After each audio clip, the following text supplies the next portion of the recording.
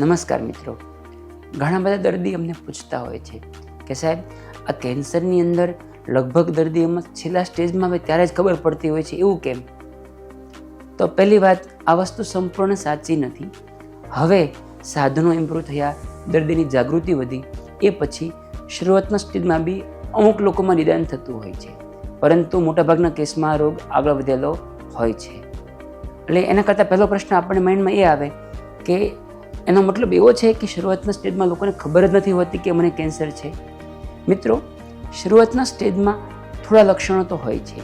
અમારો અનુભવ એવું કહે છે કે મોટાભાગના કેસમાં દર્દીનું નિદાન થાય કે અમારી પાસે આવે એના 2 થી 3 મહિના પહેલાં નાની મોટી તકલીફ શરૂ થઈ ગઈ હોય છે, પરંતુ યા તો દર્દી ઇગ્નોર કરતા હોય છે યા તો કોઈ સામાન્ય દવા લઈ લેતા હોય છે અને મોડું થતું હોય છે અને ખબર પડતી નથી.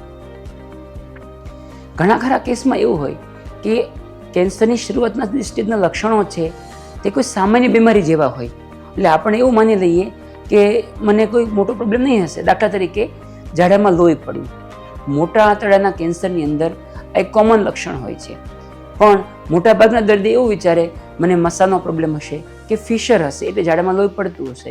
અને ઘણીવાર એવું થતું હોય કે દર્દીને ઘણા સમયથી પાઇલ્સ એટલે કે મસાનો પ્રોબ્લેમ હોય, બ્લીડિંગ ક્યારેક થતું હોય, એમાં કેન્સર આવે એટલે દર્દી એવું માને કે આ તો મને પાઇલ્સનો પ્રોબ્લેમ જ છે એટલે કેન્સરની કંઈ ચિંતા નથી. તો એના માટે શું કરી શકીએ? તો આપણે સૌથી પહેલાં કયા લક્ષણો એવા છે જેને માટે તમારે ડૉક્ટર પાસે જવું જોઈએ અને કયા લક્ષણો એવા છે જેમાં તમે જાતે પણ દવા કરી શકો, એ બેનો ભેદ સમજવાની જરૂર છે. સૌથી મહત્વની વસ્તુ, ભૂખ ન લાગવી. મોટાભાગના દર્દીની અંદર કેન્સરનું નિદાન થાય એના 2 કે 3 મહિના પહેલાં થોડો ખોરાક ઓછો થયો હોય છે. ઘણીવાર દર્દી ભૂખ ન લાગવા છતાં પણ ખોરાક શરૂ રાખે, ઈચ્છા ન હોય છતાં બી જમવાનું શરૂ રાખે, વજન પણ ન ઘટવા દે.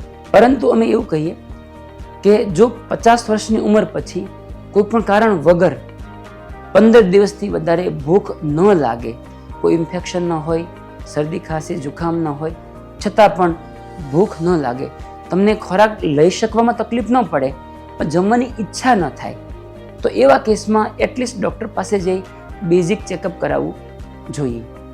સુરતની અંદર એક બીજું બહુ કોમન વસ્તુ હોય છે, મોઢાનું કેન્સર. એમાં પણ મોટાભાગના દર્દીમાં એવું હોય, શરૂઆતમાં મોઢામાં નાનકડી ચાંદી પડે, દર્દીને થાય આ તો મને ગરમી થઈ, મેં હમણાંથી બહુ ગરમ ખોરાક લીધો છે એટલે ચાંદી પડી છે, એમાંથી જમવામાં અનિયમિત રહ્યું એટલે ચાંદી પડી. અમે એવું કહીએ, જો ચાંદી અઠવાડિયાથી વધારે સમય સુધી ચાલે તો ડૉક્ટર પાસે જરૂર બતાવો.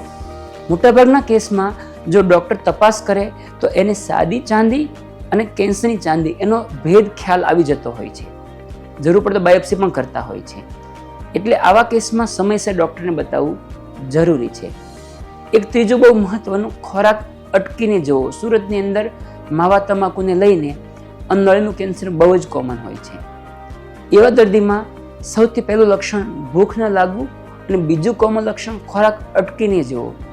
હવે થાય કેવું, ખોરાક થોડો અટકી અને જતો રહે, દર્દીને જમવામાં તકલીફ ન પડે એ પૂરતું જમી શકે, પરંતુ જો ખોરાક થોડો બી અટકવાનો શરૂ થાય મતલબ કે આપણે સિરિયસલી લેવું જોઈએ.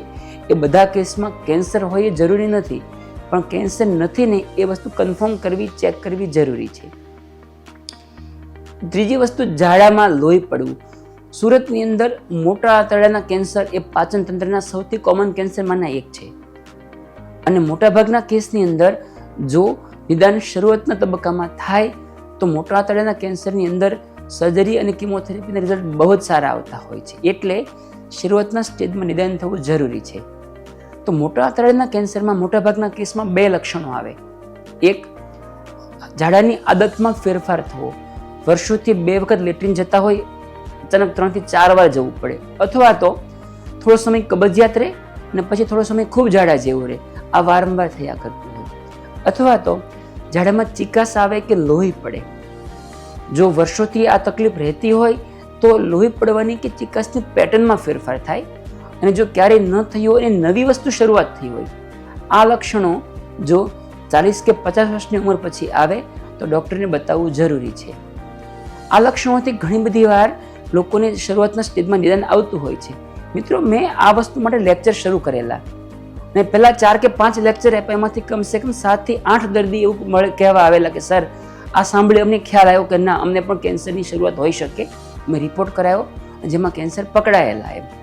એટલે આ વસ્તુ ખૂબ જરૂરી છે ને થોડું સમાજમાં સિરિયસલી લઈએ. લોકો કેન્સર આવ્યા પછી ખૂબ ખર્ચો કરે, ખૂબ મહેનત કરે, દોડાદોડી કરે, 10 ડૉક્ટર પાસે ઓપિનિયન લે છે. પણ જો થોડા શરૂઆતના સ્ટેજમાં ધ્યાન આપી અને નિદાન કરાવે તો ઘણા ખરા કેસમાં મોટી બીમારીથી બચી શકાતું હોય છે. ધન્યવાદ.